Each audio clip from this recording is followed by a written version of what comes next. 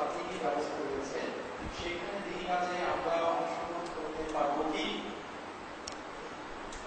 জবাব, দাওয়াত এবং তাবলীগ প্রতিটি মুসলিমের সাধ্য সামর্থ্য অনুযায়ী অবশ্যই করতে হবে। এটাই ইসলামের নির্দেশ, এটাই রাসূল সাল্লাল্লাহু আলাইহি ওয়াসাল্লামের সুন্নাহ। তবে প্রচলিত তাবলীগ জামাতের সাথে সম্পৃক্ত হয়ে আপনি করবেন কি না? জবাব, না, একেবারেই না।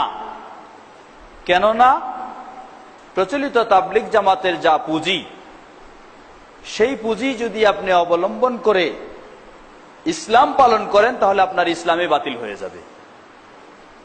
কারণ প্রচলিত তাবলীগ জামাতের সিলেবাস কোরআন এবং হাদিস কখনো নয়। প্রচলিত তাবলীগ জামাতের সিলেবাস হচ্ছে তাদের বুজুর্গদের দেওয়া নিয়ম কানুন, কখনো ইসলাম নয়। তারা মুখে মুখে বারবার সবসময় বলে আল্লাহ আল্লাহ রাসূলের তরিকায় চলবো, কোশ্চিন কালেও তারা আল্লাহ আল্লাহ রাসূলের তরিকায় চলে না, তারা চলে তাদের বুজুর্গদের তরিকায়। সুতরাং কোন ব্যক্তি যদি আল্লাহ ও তার রাসূলের তরিকা বর্জন করে বুজুর্গের তরিকা গ্রহণ করে, কোন ব্যক্তি যদি কোরআন এবং সুন্নাহ বাদ দিয়ে বুজুর্গদের তালিমাতগুলিকে গ্রহণ করে, তাহলে সে ব্যক্তি কখনো সঠিক ইমানের উপর নেই, সঠিক দ্বীনের উপর নেই। সুতরাং যারা সঠিক ইমানের উপর নেই, সঠিক দ্বীনের উপর নেই, আপনাকে কোনোদিন আমরা তার সাথে চলার, তার সাথে উঠা বসার পরামর্শ দিব না। বরং আপনার ইমানটাকে কোন মুহূর্তে কোন সুযোগে বাতিল করে ফেলবেন তাও বলার অপেক্ষা রাখে না। তাবলীগ জামাতের তাবলীগি নেসাব, ফাজাইলে আমল এবং আরো যে সমস্ত বই পুস্তক রয়েছে, সবচেয়ে বড় সমস্যা কোথায়? আপনি যখন তাবলীগ জামাতে অংশগ্রহণ করবেন, তারা আপনাকে অন্ধ বানায় ছাড়বে। আপনি যত বড় শিক্ষিত হন, যত আলেম হন, সেখানে গেলেই যত গভীরে যাবেন তত আপনাকে বড় অন্ধ বানাবে। আপনার কোনো সুযোগ নেই কোরআন এবং হাদিস থেকে শিক্ষা গ্রহণ করার। আপনার সুযোগ হলো শুধুমাত্র তাদের নির্দিষ্ট সিলেবাস থেকে শিক্ষা গ্রহণ করার। আর সেই নির্দিষ্ট সিলেবাস এর মাঝে এমন এমন ইমান বিধ্বংসী কথাগুলি রয়েছে ও আকীদাগুলি রয়েছে, যেগুলির মাধ্যমে, যেগুলির কারণে যে কোনো মুহূর্তে আপনার ইমান বাতিল হয়ে যাবে, এতে কোনো সন্দেহ নেই। আপনি এখন বলবেন যে এত সুন্দর তারা সালাত আদায় করে, এত সুন্দর কাজ করে, আপনি বলছেন তাদের ইমান বাতিল, এটা আবার কেমন? মিল তাহলে কোথায়? জবাব, সহিহ বুখারীর হাদিস। আল্লাহ রাসূল সাল্লাল্লাহু আলাইহি ওয়াসাল্লাম বললেন, এমন এক সময় এমন এক দল আসবে, এমন ব্যক্তিদের আগমন ঘটবে, তাহকিরুনা সালাতাকুম ইনদা সালাতিহিম, তাদের সালাতের সাথে তোমার সালাতকে যখন তুলনা করবে, তখন তুমি নিজে নিজেকেই ছি করবা যে আমার সালাত কত দুর্বল আর তার সালাত কত সুন্দর, কত মজবুত, কত কঠিন, কত গুরুত্বপূর্ণ।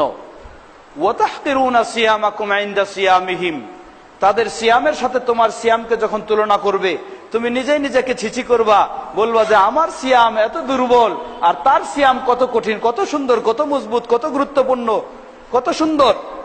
রাসূল সাল্লাল্লাহু আলাইহি ওয়াসাল্লাম বললেন, জেনে রাখো এটা খুবই সুন্দর ঠিকই, কিন্তু লা ইয়াদখুলুল ঈমানু তাহতা হানাজিরিহিম আও কামা ক্বালা নবী সাল্লাল্লাহু আলাইহি ওয়াসাল্লাম, কিন্তু তাদের ঈমান এই গলার যে কণ্ঠনালী, এর বাইরেই শুধু তাদের ঈমানের বিষয়গুলি, এর ভিতরে তাদের ঈমানের বিষয়গুলি প্রবেশ করবে না।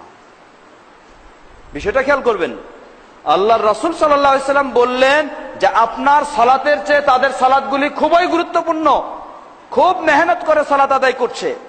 আপনার ইবাদতের চেয়ে তার ইবাদতগুলি খুবই গুরুত্বপূর্ণ।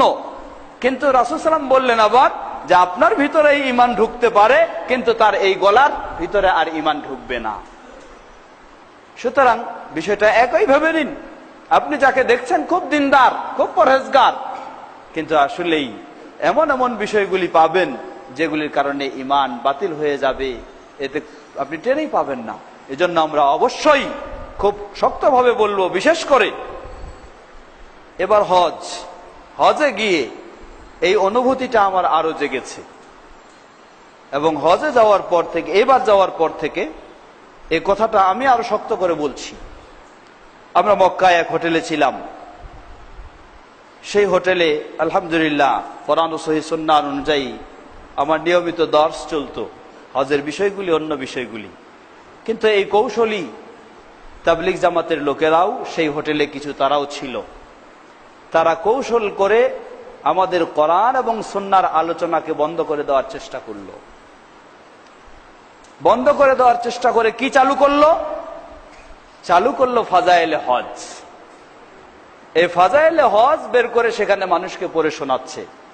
অথচ এই ফাজাইলে হজ এখানে এমন কুফরি কথা রয়েছে যেটার কারণে একজন মানুষের ঈমান মুহূর্তে বাতিল হয়ে যেতে পারে।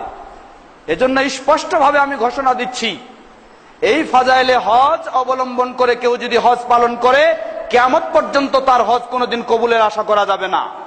বরং এই ফাজাইলে হজ পরে যদি কেউ হজ করতে যায় আর হজের সময় এই ফাজাইলে হজ নিয়ে চর্চা করে, তাহলে তার ঈমানই বাতিল হয়ে যাওয়ার পর্যায়ে সে চলে যাবে। এই ফাজাইলে হজ আপনি খুঁজে দেখুন, জনৈক বুজুর্গ প্রতি বছর তিনি কি করতেন?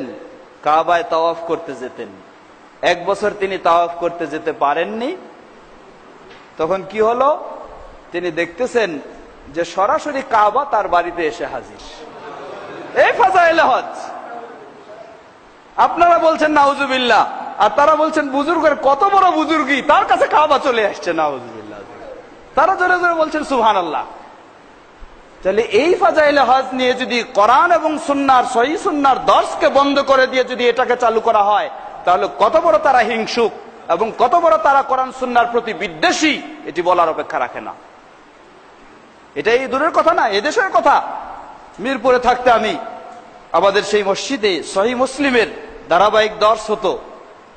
একদিন প্রতি সপ্তাহে মঙ্গলবার মাগরিবের পরে আমাদের দর্শ শুরু হলো।